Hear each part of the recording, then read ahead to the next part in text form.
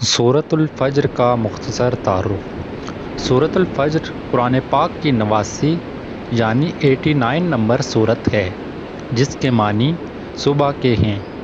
اس سورت میں 30 آیات ہیں۔ یہ سورت مکہ مکرمہ میں نازل ہوئی تھی۔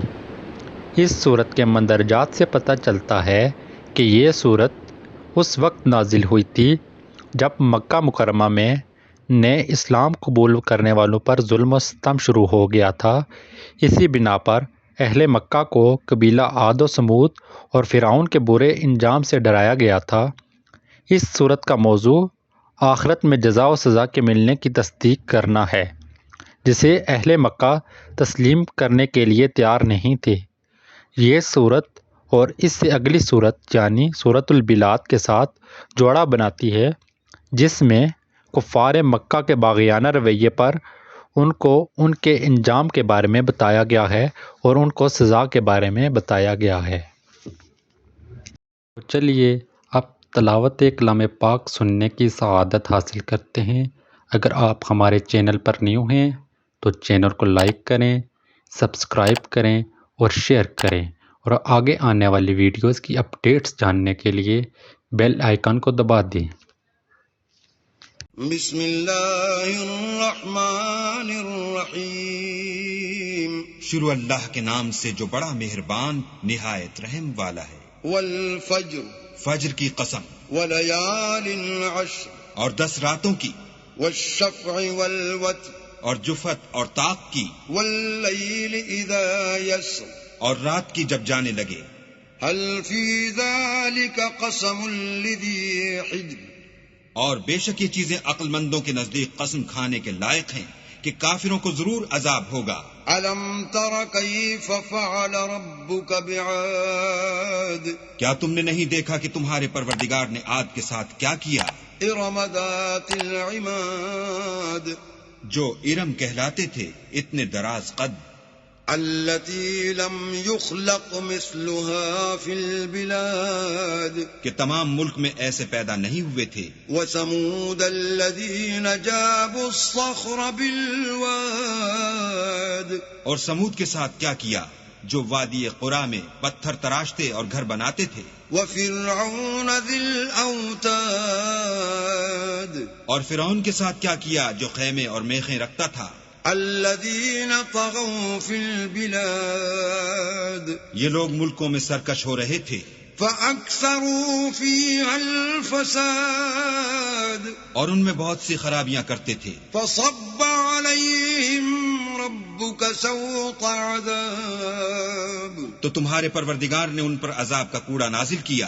ان ربك لبالمرصاد، بے شک تمہارا پروردگار طاق میں ہے۔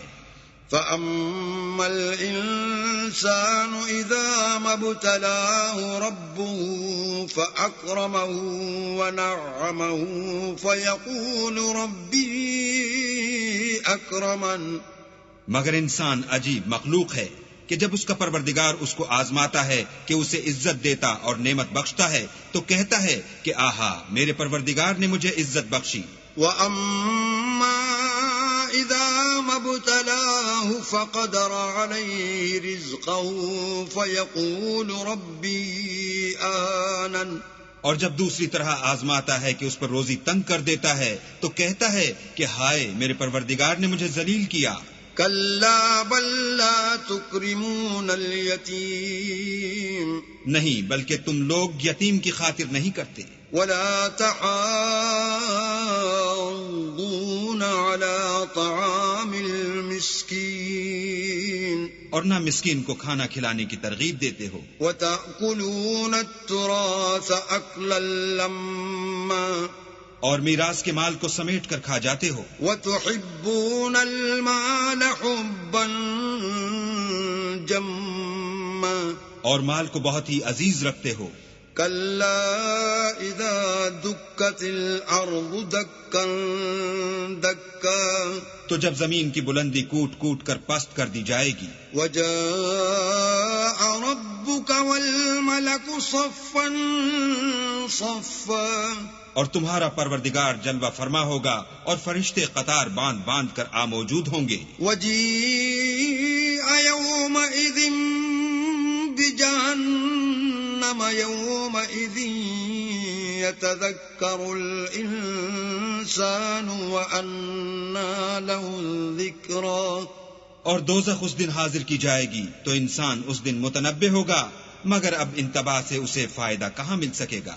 يقول يا ليتني قدمت لحياتي.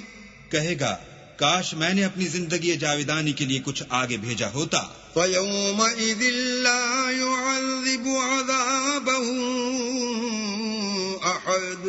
تو اس دن نہ کوئی اللہ کے عذاب کی طرح کا کسی کو عذاب دے گا، ولا يوثق وثاقه أحد. اور نہ کوئی ویسا جکڑنا جکڑے گا. يا أيتها النفس المطمئنة.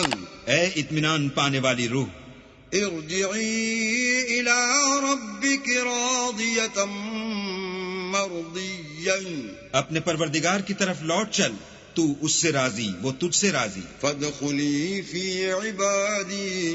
تو میرے ممتاز بندوں میں شامل ہو جا، وادخلي جنتي. اور میری بہشت میں داخل ہو جا.